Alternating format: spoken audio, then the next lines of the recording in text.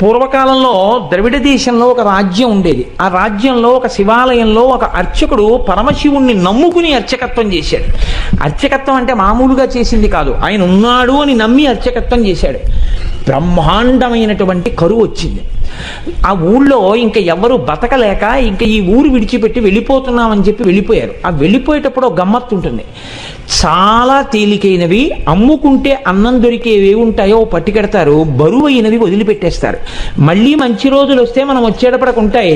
ఇక మంచి రోజులు రాకపోతే ఈ ఊరికి మనకి బాంధవ్యం తీరిపోయిందని వెళ్ళిపోతారు. వాళ్ళు వెళ్ళేటప్పుడు ఆవుల్ని గేదెల్ని తీసుకెళ్లరు. ఎందుకు తీసుకెళ్లరో తెలుసా అండి? తమ కడుపు నిండడానికే మార్గం లేదు, ఇంకా వాటిని ఏం మేపుతారు.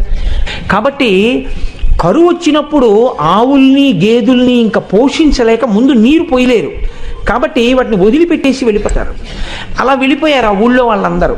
ఈ శివాలయంలో అర్చకుడు అన్నారు, నువ్వు కూడా వచ్చేసేయి మాతో అన్నారు. అంటే ఆయన అన్నాడు, నేను వెళ్ళిపోతే శివుడికి అన్నం ఎవరు పెడతారన్నాడు. ఇది భక్తి అంటే. అందరూ వదిలిపెట్టేశారు ఊరు. ఈయన వదిలిపెట్టేయచ్చు, కానీ ఈయన బతకడం కాదు, ఆ గుళ్ళో శివుడు బతకాలి. అందరినీ బతికించేవాడు అందరినీ ఊరి నుంచి పంపించేస్తున్నాడు, వాడికి దయలేనప్పుడు నేను ఎందుకు ఉండాలనాలి. ఆయన అలా అనలేదు, వాడికి నేను అన్నం పెట్టాలన్నాడు. ఇదే భక్తి అండి అని ఉండిపోయాడు. అందరూ వెళ్ళిపోయారు. ఈయన ఊరు మొత్తం మీద ఒక్కడే ఉండడం అంటే మీరు ఆలోచించండి ఎలా ఉంటుందో. ఇప్పుడు పక్కింటికి వెళ్ళి అడుగుదామంటే కూడా ఎవరు లేడు, మాట్లాడడానికి కూడా ఎవడో ఉండడం. ఎవరున్నారు? శివుడే ఉన్నాడు అంతే, నమ్ముకున్నవాడు. ఆయనకే చెప్తున్నాడు, అందరూ వెళ్ళిపోయారయ్యా, నేను ఒక్కడనే ఉన్నాను, నీకోసమే ఉన్నాను. నేను వెళ్ళిపోతే నీకు ఇంత ముద్దెట్టేవాడు లేడు, ఇంత ముద్దెడదామని ఉన్నాను.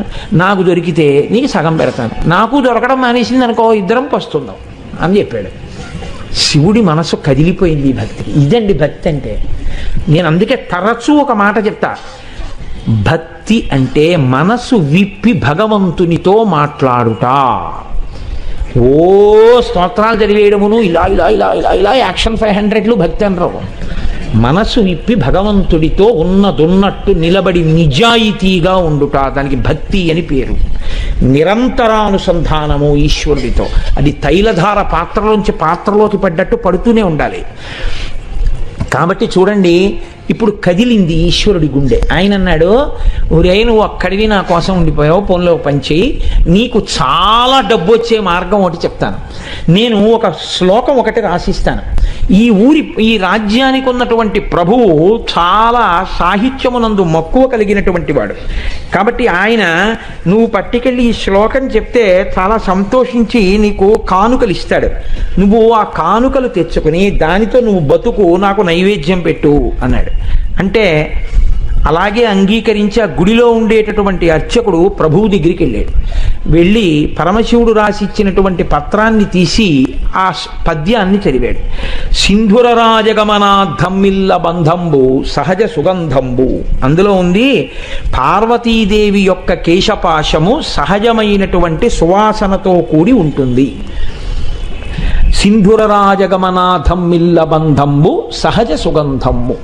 సింధుర రాజగమన అంటే ఏనుగు ఎలా నడుస్తుందో అటువంటి ఏనుగు యొక్క నడక వంటి అందమైన నడక కలిగినటువంటి పార్వతీదేవి యొక్క కేశపాశము సహజమైన సుగంధము కలిగినది. ఆ రాజు యొక్క ఆస్థానంలో ఆస్థానకవి ఒక ఆయన ఉండేవాడు, నత్కీరుడు అని ఆయన పేరు. ఆ నత్కీరుడు అక్కడ కూర్చుని ఉండగా ఈయన వెళ్ళి ఆ పద్యం చదివాడు. చదివితే ప్రభువు సంతోషించబోయాడు. నత్కీరుడు లేచి అన్నాడు, తప్పిది చెప్పరాదు, కవితా సమయంబున నొప్పు కాదు, నీవిప్పగిదిన్ రచయింపవచ్చునే అన విప్రుడు తెల్లబోయి, నాక పరమేశ్వరుండు ఈ వసుధాదిపుపై రచయించి ఇచ్చగాని ఏ ఒప్పును తప్పునేనరుగా ఉత్తములారయటంచు క్రమరన్. కాళహస్తీశ్వర మహాత్యంలో ధూర్జటి ప్రణీతం ఇది. ఆయన అన్నాడు, అయ్యయ్యో తప్పిది చెప్పరాదు, ఇలా చెప్పచ్చా? తప్పు ఎలా చెప్తున్నావు? కవితా సమయంబున నొప్పు కాదు. ఒక కవిత్వం చెప్తే దానికి ఒక నియమం ఉంటుంది. ఏది సహజంగా ఉంటుందో అది చెప్పాలి. అసహజమైన విషయం రాడు. వెంట్రుకలకి సువాసన ఉండడం ఏంట్రా? ఎలా రాసుకొచ్చావు? కవితా సమయంబున నొప్పు కాదు, నీవప్పగిదిన్ రచయింపవచ్చునే, నువ్వు ఇలా రచనలు చెయ్యొచ్చా అని అడిగాడు నత్తీరుడు లేచి. పాపం ఆయన శివాలయంలో అర్చకుడు, పాపం కవిత్వం రాదు. నత్తీరుడంతటి వాడు లేచి గద్దించేటప్పటికీ హడిలిపోయాడు. హడిలిపోయి నమస్కారం చేసి కాళ్ళ మీద పడిపోయి అన్నాడు, ఆ పరమేశ్వరుండు ఈ వసుధాదిపుపై రచించి ఇచ్చే కాని ఏ ఒప్పును తప్పు నేనురుగా ఓ ఉత్తములారయటన్సు క్రమరన్. ఓ ఉత్తములారా, నేనేమీ రచించలేదు, నాకు తెలియదు. అన్నం లేదని ఏడుస్తుంటే ఉంటే నీకు పెడతా, లేకపోతే లేదయా శివయా అన్నాను. అంటే నాకు రాసి ఇచ్చాడు. నేను ఈ రాజు మీద రాశానయా వెళ్ళన్నాడు. డబ్బు ఇస్తాడన్నాడు. వచ్చాను, చదివాను, నేను రాయలేదు. ఈ తప్పు నాకు తెలియదు, నన్ను మన్నించండి, క్షమించండి, నేను వెళ్ళిపోతున్నాను అన్నాడు. పో అన్నాడు. తిరిగి వచ్చేసాడు. ఎక్కడికి వచ్చాడు? వెళ్ళిపోలేదు. అందరూ వదిలిపెట్టేస్తే నమ్ముకుని గుళ్ళో ఉన్నాను, నాకు దొరికితే నీకు పెడతానన్నాను. ఫోన్లే, మర్యాద చేయకపోతే పీడాపోయేది. అవమానం చేయించాడు ఇలాంటి పద్యం రాసిచ్చి అని. ఇక గుడికి వెళ్ళడం మానలేదు, మళ్ళీ ఊరెళ్ళాడు. వెళ్ళి చాలా మనసులో కోపం. అమ్మ దెబ్బలాడుతూ సున్నిపిండితోటి నలుగు పెట్టేటప్పుడు ఉండేటటువంటి ప్రక్రియ మీరు ఎప్పుడైనా చూస్తే చాలా గమ్మత్తుగా ఉంటుంది. పిల్లాడు బిక్క మొహం వేసి ఎక్కడ గిల్లేస్తుందో భయం. వాడు ఇలా చేతులు ఇచ్చి ఇలా ఉంటాడు, అమ్మ వంక చూస్తూ. ఆవిడ మొన్న ఫస్ట్ యూనిట్ టెస్ట్లో 7 మార్కులు, రెండో యూనిట్ టెస్ట్లో 8 మార్కులు. అందులో గట్టిగా ఒత్తచ్చు కదా, ఒత్తేస్తూ చెయ్యి పట్టుకుని పైన కింద ఒత్తేస్తూ నిలబడు అని. మీ నాన్నకి పట్టదు, ఎప్పుడు ఉపన్యాసాలు అని ఇలా అంటుంటే తొడల దగ్గరికి వచ్చేటప్పటికి ఏ పిక్క తిప్పేస్తుందో అని వాడు అలాగే బిక్క చచ్చిపోయి ఉంటాడు. అలా ఈయన చేతిలో పాత్ర పట్టుకుని నమస్సోమాయిచ రుద్రాయిచ నమస్తామ్రాయిచ అరుణాయిచ నమశంగాయిచ పశుపతయేచ, గొప్ప పద్యం రాశావు అని పోస్తుంటే శివుడు బిక్క చచ్చిపోయి అలా ఉండి అభిషేకం చేయించుకుని, నువ్వు పెట్టకపోయినా నేను పెట్టాలిగా, ఇంత తిను. ఓం ప్రాణాయి స్వాహ, ఓం అపానాయి స్వాహ, ఓం యానాయి స్వాహ అంటుంటే ఆయన లేచి అన్నాడు, ఎందుకయ్యా అంత కోపం, ఏమైంది అక్కడ అన్నాడు. ఏమి తెలియని వాళ్ళే అడక్కు, సర్వజ్ఞుడివి, నీకు తెలియంది ఏం లేదు, ఎంత గొప్ప పద్యం రాశావు. మీ ఆవిడ వెంట్రుకలకి సహజ సువాసన. నత్తీరుడు నిలదీశాడు. ఏమిటి కవిత్వం అని అడిగాడు. కవితా సమయంబున నొప్పు కాదు, నువ్విప్పగిజిన్ రచయింపవచ్చునే అని అడిగాడు. సిగ్గుచేటై తిరిగి వచ్చానన్నాడు. అనేటప్పటికీ శివుడు అన్నాడు, వాడేవాడు ఈశాన సర్వ విద్యానాం ఈశ్వర సర్వభూతానాం బ్రహ్మాధిపతిర్ బ్రహ్మ శివోమే అస్తు సదాశివోం. సమస్త విద్యలకు అధినాథుణ్ణి నేను ఇంతపాటి లేశమైన కవిత్వం ఇస్తే పలుకుతున్నాడు నత్తీరుడు. నేను రాసినటువంటి కవిత్వంలో తప్పు పట్టగలిగిన మొనగాడా నేనే పెడతానన్నాడు. ఒక బ్రాహ్మణుడి వేషం వేసుకున్నాడు, తలపాగా చుట్టుకున్నాడు, రాజుగారి సభలోకి వెళ్ళాడు. వెళ్ళేటప్పటికి అందరూ అబ్బో చాలా వర్చస్సుతో ఉన్నాడు. లేచి నిలబడ్డాడు. నిలబడేటప్పటికి ఇంకా ఎవరిని ఏమీ అడగలేదు, చాలా కోపంతో ఉన్నాడు. ఈ రాజుని మీదనే కవిత సాహిత్య స్ఫురన్మాధురి చారు ప్రౌఢిమ చెప్పి పంప విని మాత్సర్యంబు పాటించి ఈ నత్తీరుండూరక తప్పు పట్టెనట. ఏది లక్షణమో అలంకారమో పదబంధమో రసమో చక్కం చెప్పుడా తప్పనన్. శివుడు నిలదీశాడు. ఎరా, నేను ఈ రాజన్యుని మీదనే కవిత సాహిత్య స్ఫురన్మాధురి చెప్పి పంప అద్భుతమైనటువంటి పద్యం ఒకటి నేను రాసి పంపించాను. ఈ నత్తీరుండు మాత్సర్యంబు పాటించి ఊరక తప్పు పట్టానట. అవతలవాడు పద్యం రాయడం ఏమిటి, నేను మెచ్చుకోవడం ఏమిటని కేవలం అసూయతో నత్తీరుడు తప్పట్టుకున్నాడు పద్యంలో. ఏది పద్యంలో తప్పు ఎక్కడుంది చెప్పమనండి. లక్షణమో, ఏం పద్యంలో లక్షణంలో తప్పుందా? అలంకారమో, అలంకారం తప్ప. పదబంధమో, పదములు బంధం వేయడం తప్పొచ్చిందా? రసమో, రసభంగం అయిందా? చక్కని చెప్పుడా తప్పనం, ఏది తప్పు చెప్పు అన్నాడు. రాజు తెల్లబోయి ఈ కూడా ఎప్పటిది, ఎప్పుడు అయిపోయింది, ఇప్పుడు కమాలను ఈయనెవరో వచ్చాడు అని. ఆయన వెళ్ళిపోయాడు కదా అర్చకుడు, ఈయనెవరో వచ్చాడు. ఓహో, కవిత్వం రాసిన వాడు ఈయనేమో. శివుడు అన్నాడే, మరి ఈయనేమిటి ఇలా ఉన్నాడు అనుకున్నాడు. ఈలోగా నత్తీరుడు గభాలను లేచాడు. తన పేరు కదా ఎత్తాడు, అందుకని నత్తీరుడు లేచాడన్నాడు. అగజకునైనం తగు ఇలా మగువులకు తగదు మాను మాత్సర్యమింకన్ గగన ప్రసూనవాదము జగతిన్ ప్రత్యక్షమునకు సరియన తగునే. ఏమిటా నువ్వు మాట్లాడేది? కవిత్వం రాశావా? పద్యం రాసి పంపించావా? అగజకునైనం తగు. కొండకు పుట్టినటువంటి తల్లి కాబట్టి ఎత్తి పొడిచాడు. కొండల ఆవిడ పార్వతీదేవి కాబట్టి ఏమో ఆవిడ వెంట్రుకలకి సువాసన ఉందేమో. ఇలా మగువులకు తగదు, భూమి మీద ఏ ఆడదాని జుత్తు సువాసనతో ఉండదు. గగన ప్రసూనవాదము, ఆకాశంలో పువ్వు ఉందంటే ఎవడైనా నమ్ముతాడు? కనబడుతుందా ఎవరికైనా? ఎవడైనా అనుభవించింది ఉంటే చెప్పు, మేమెవరం చూడలేదు వాసన. నువ్వేదో రాసి పార్వతీదేవి కేశపాశం అంతా చాలా సహజ సుగంధంగా ఉంటుంది అంటే ఎలా ఒప్పుకుంటాం? ఇది ప్రత్యక్షమునకు సరియనతగునే, మా కంటితో చూసింది అని సత్యమని మేము అంగీకరిస్తామా? అంగీకరించాం. ఏమిటి తప్ప అని 10 మాటలు అడుగుతాయంటే అందరి తప్పే అన్నాడు. అనేటప్పటికీ శంకరుడు అన్నాడు, పార్వతీదేవి కేశపాశమునకు సహజ సుగంధముందో లేదో చెప్పగలిగిన వాడెవరు? ఒక్క శంకరుడు. నేను చూస్తాను కాబట్టి ఆ కేశపాశం యొక్క వాసన, కాబట్టి నేనే రాసింది, నేను చూసిన వాడిని. నేను చూసి సహజ సుగంధం ఉందని చెప్పినా నువ్వు నమ్మవా? నేను శివుణ్ణి అని చెప్పడం కోసం ఒక్క నత్తీరుడికి కనపడేటట్టుగా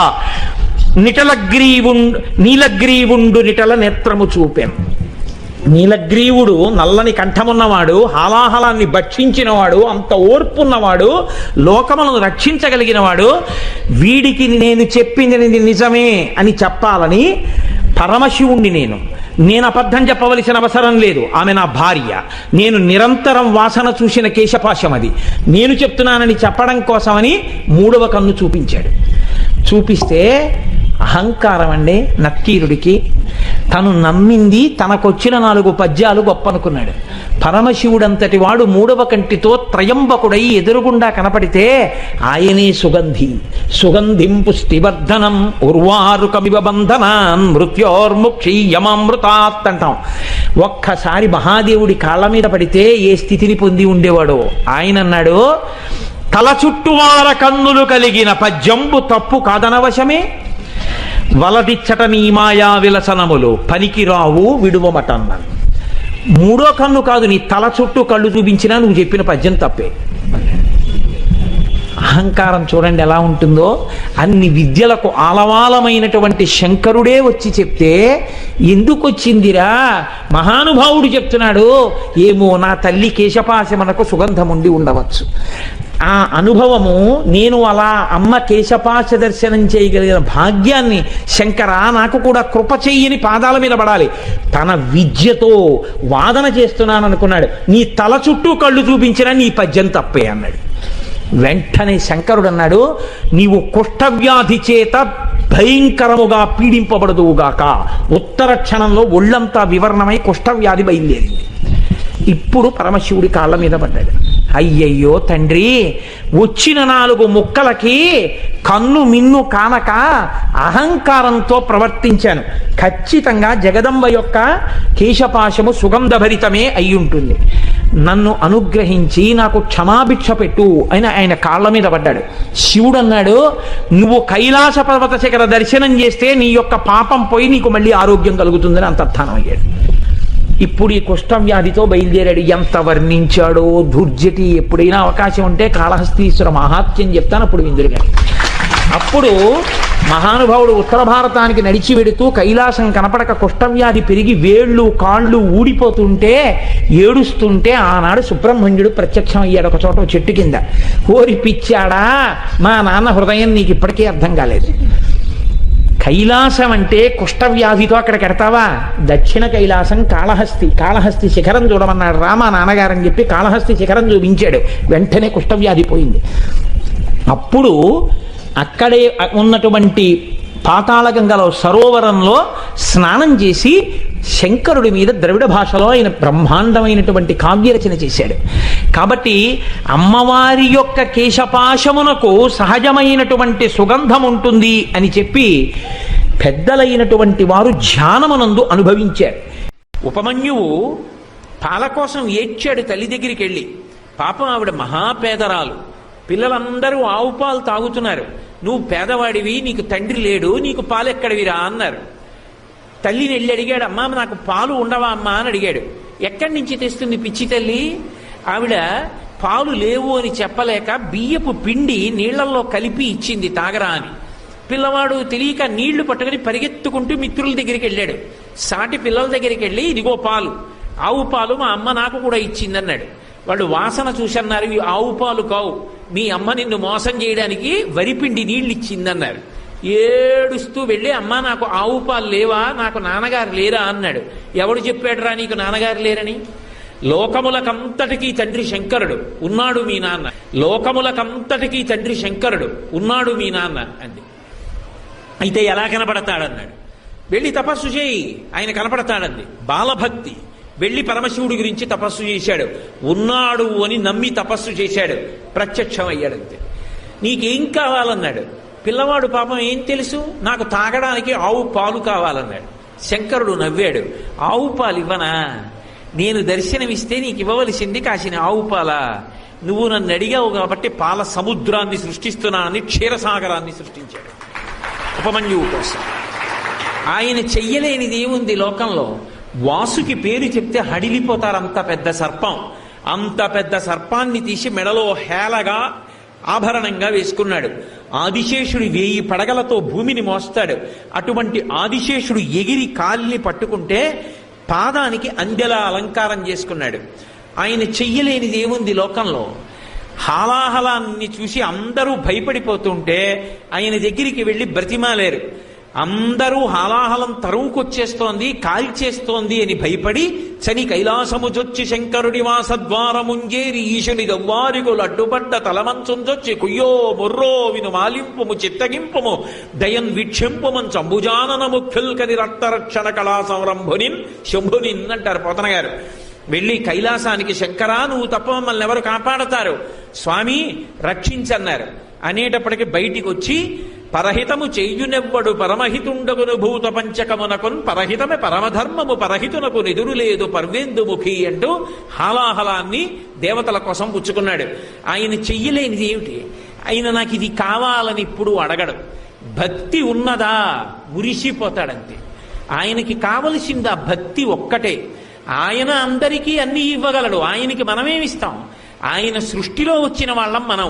నా గుండెకాయనే పెట్టుకున్నానా, నా కాలేయన్నే పెట్టుకున్నానా, నా ఊపిరితిత్తుల్ని కొని తెచ్చుకున్నానా, నాలో ఉన్న ఎముకలు నే పెట్టుకున్నానా?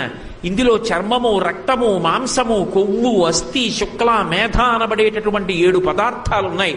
ఈ 7 పదార్థాలు నేను సృష్టించానా? ఈ కళ్ళకి వెలుగు నేను పెట్టుకున్నానా? ఈ ముక్కుతో గాలి తీసే శక్తి నాకుందా? అందరూ ఊపిరి తీయగలిగిన వాళ్ళైతే ఊపిరి ఆగిపోయి ఎందుకు చచ్చిపోతున్నారు? కానీ మహానుభావుడు ఈ శరీరాన్నంతటినీ ఆయన సృజించాడు. ఒక చెట్టు పంట పండాలి అంటే మామిడి చెట్టుకు ఎవరు చెప్పారు వసంత ఋతువు వచ్చింది కాయలు కాయి పువ్వులు పుయ్యని? కోయిలకు ఎవరు చెప్పారు వసంత ఋతువు వచ్చింది పాట పాడమని? ఎవరు చెప్పారు పక్కనే ఉన్నటువంటి వేప చెట్టుని నువ్వు ఉగాది వచ్చేటప్పటికీ పువ్వు పుయ్యాలని? ఆ పక్కనే ఉన్నటువంటి కుంకుడి చెట్టు చేదుగా ఉన్న కుంకుడికాయ కాస్తే పక్కనున్న మల్లెతీగ సాయంకాలం అయ్యేటప్పటికీ మంచి సౌరభంతో పువ్వు పూస్తే పక్కనున్న మామిడి చెట్టు తీయటి మామిడి పండునిస్తే ఒకే భూమిలో పక్క పక్కనున్నవి ఒకదాన్నొకటి అల్లుకున్నవి ఏది పుయ్యాలో ఏది కాయాలో అదే పూస్తోంది, అదే కాస్తోంది. ఎవరి శాసనానికి? అది శంకరుడంటే. అటువంటి మహానుభావుడి యొక్క ఆజ్ఞకి లోబడి లోకంలో అగ్నిహోత్రుడంతటి వాడు ప్రతి ఇంటిలో పాచకుడిగా ఉన్నాడు. అగ్నిహోత్రుడు ఇంత వెలిగితే చాలు, ఆయన తలుచుకున్నాడా దగ్ధం చేసి పారేస్తాడు. ఒకానొకప్పుడు నేను ఉద్యోగంలో కొత్తగా చేరినటువంటి రోజులు 1980-81 ప్రాంతంలో ఒకసారి మంచి మే నెలలో నేను శ్రీశైలం దర్శనానికి వచ్చాను. దర్శనం చేసుకుని కొంత దూరం దిగేటప్పటికీ బస్సు డ్రైవరు చాలా భయపడిపోయాడు. దావానలం అంటేసుకుందండి, మనకి తెలియలేదు, ఇది కార్చిచ్చు అంటారు. అంటే ఎటువైపు నుంచి ఎటువైపుకి వస్తుందో చెప్పలేము. చీకటి పడుతోంది అప్పుడప్పుడే, ఎటు చూసినా అగ్నిహోత్రమే. అది కూడా దూకుతూ వెళ్ళి అంటుకుంటుంది. కార్చిచ్చు ప్రబలిపోయిందండి, ఇలా ఉందనుకోలేదు, ఎక్కడో దూరంగా మంట అనుకున్నానో అంటుకుపోయింది అన్నాడు. అది వచ్చేస్తే ఎవరేం చేస్తారు? క్రూర మృగాలు కూడా భయపడిపోయి వచ్చేస్తాయి, కార్చిచ్చు లేని చోటుకు వచ్చేస్తాయి. కానీ అదృష్టం, ఆ కార్చిచ్చు మా బస్సు దగ్గరికి రాలేదు. అదృష్టవశాత్తు మేమందరం లోయ దాటిపోయి కిందకి వెళ్ళిపోయాం. ఒక్కొక్క నాడు అగ్నిహోత్రం ఎక్కడో ఎండుటాకులో ఇంత రగులుకుంటుంది. రగులుకున్న అగ్నిహోత్రం అడవినంతటినీ కాల్చేస్తుంది.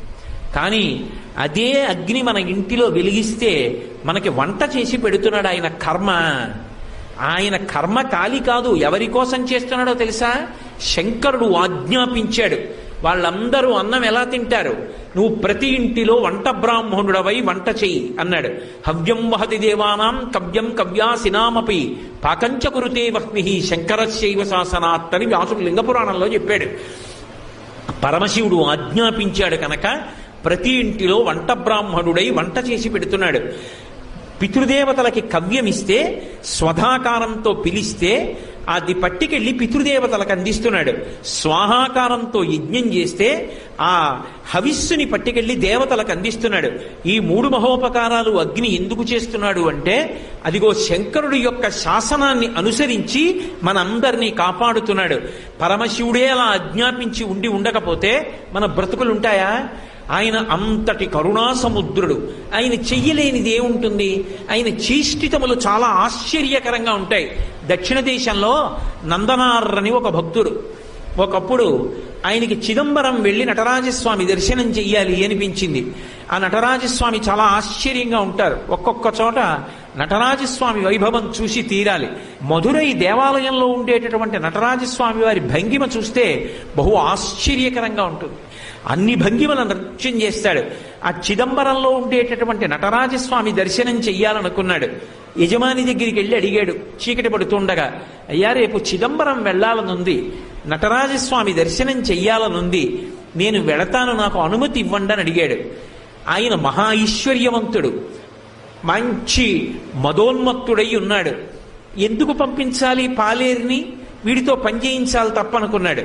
అని అన్నాడు, తప్పకుండా వెళ్ళు అన్నాడు. ఆ ఒక్క మాటే వినపడింది నందనారికి.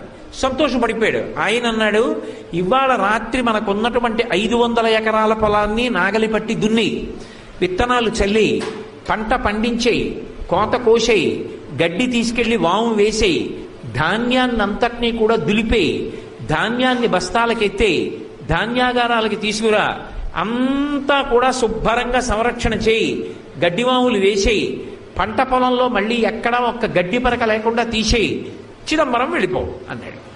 ఆయనకి ఇవన్నీ వినపడలేదు. ముందు వెళ్ళిపో అన్న మాట వినపడింది. సంతోషపడిపోయాడు. తర్వాత ఇవన్నీ వినపడ్డాయి. అలాగే అన్నాడు. వెళ్ళిపో అన్నాడు కదా అన్న సంతోషంలో గబగబా పొలానికి పరిగెత్తుకొచ్చాడు. కటిక చీకటి, రాత్రి 7-8 అవుతోంది. తెల్లవారేటప్పటికి చిదంబరం వెళ్ళాలని కోరిక. రాత్రంతా నడిస్తే కానీ చిదంబరం వెళ్ళలేడు. రాత్రి 500 ఎకరాల పొలాన్ని దున్ని, పంట వేసి, పంట పండించి, నీరు పెట్టి, కోత కోసి, ధాన్యం దులిపి, బస్తాలకెత్తి, గాజెల్లో పోసి, గడ్డి తీసుకెళ్లి వాము వేసి, పొలం శుభ్రం చేసేసి తాను చిదంబరం వెళ్ళాలి. అవుతుందా? ఒక్కనాటికి అవదానం అర్థమైపోయింది. అయ్యో, చిదంబరం వెళ్ళమన్నాడన్న ఆనందంలో వచ్చేసానే, ఇప్పుడు నేను ఈ చీకట్లో ఈ పొలం ఎలా దున్నుతాననుకున్నాడు.